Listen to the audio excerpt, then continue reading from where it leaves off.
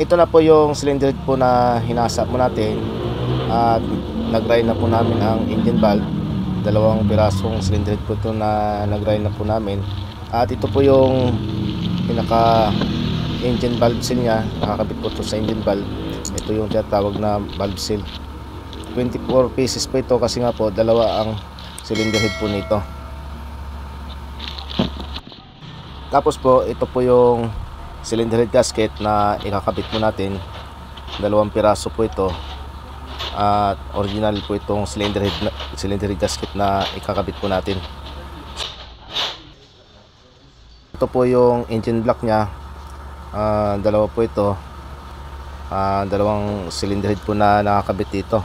So ito po na nagawa na po natin ang cylinder head, na ikabit na po natin ang engine valve po dito sa cylinder head pagkatapos po natin hasain ang engine valve. So ito po nakakabit na po ang valve seal nito sa cylinder head.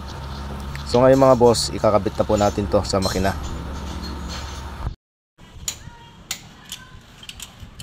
Tinotorque na po natin ang cylinder head bolt para po masukat natin yung higpit po nito. So ito po siya, ginagamitan po natin ng torque wrench at naikabit na po natin ang timing chain po nito at ang kanyang camshaft. Buti na lang ito mga boss, kompleto itong parts nito na dinala po sa ating shop na hiwa-hiwalay. So ito po siya at nabuo naman po natin at wala naman po siya kulang. At mamaya malalaman po natin kung papaandar rin po natin to, kung aandar, kasi nga po binuo lang po natin itong makina na to. So ito po siya.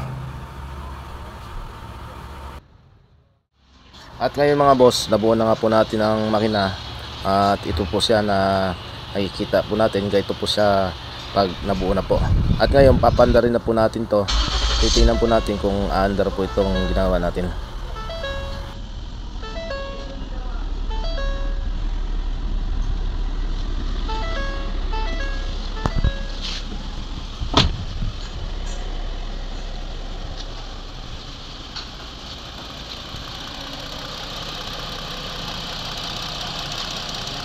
At napanda na nga po natin mga boss. So ito po siya, tahimik naman ang andar nito at maayos, wala po siyang problema. Dito po sa takip ng makina wala po tayo nakikita na puti, kasi po pag maghalo po ang tubig at langis, magpupulay puti po ang takip po nito sa makina.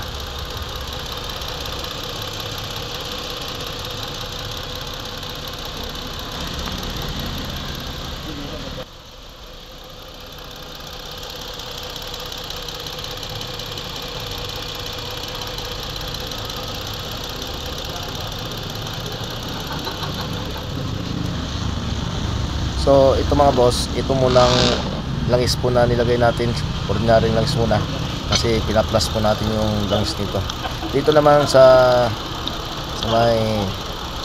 kulan po niya, sa takip po ng kulan, tubig muna po ang nilagay namin para po yung sa linya po ng tubig sa radiator, para mailabas po ang dumi po dito. Kapag lumabas po ang dumi at malinis na po, saka po natin ikukulan ito. So ngayon mga boss, inoobserbahan lang namin ang andar nito kung ayos ba o kung wala na siyang problema. Pag okay na ito mga boss, papalitan po natin ito ng langis ulit at ikukulan na po namin itong papalitan po natin yung tubig sa radiator na kulan. So ito po siya, ayos na po ang andar nito mga boss. At isusunod po natin dito ang ginagawa po natin isa ngayon, Ford Pista mga boss, dahil po overhead po ang sira po nito at ang connecting rod po nito na nabaluktot dahil po sa overhead. So ito po, okay na po itong Explorer na ginagawa po natin ngayon.